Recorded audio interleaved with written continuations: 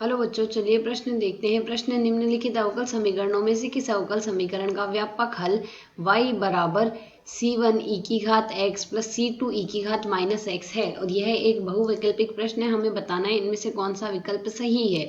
तो इस हेतु यदि हम यहाँ से देखते हैं तो हम यदि यहाँ से देखें, हमें समीकरण के लिए सबसे पहले हमारे पास मुख्य अवधारणा रहेगी। मुख्य अवधारणा अवकल समीकरण ज्ञात करने हेतु हमारे पास रहती है, जितने हमारे पास यहाँ से अचर होते हैं उस अनुसार हम अवकलन करते हैं। यहाँ से c1 व c2 दो अचर है, c1 व c2 अचर है, अतः हम यहाँ से y का दो बार अवकलन करेंगे।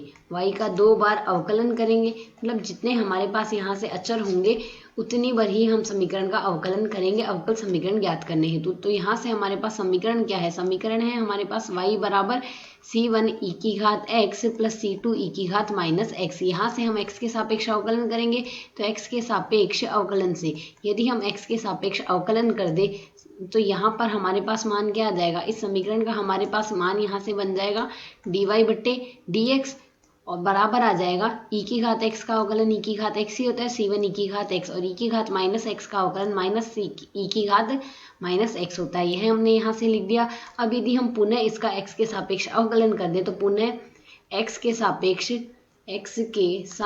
अवकलन से, तो यदि हम पुनः इसका x के सापेक्ष अवकलन कर दें तो हमारे पास बायां पक्ष तो इसमें बन जाएगा d2y by D x square.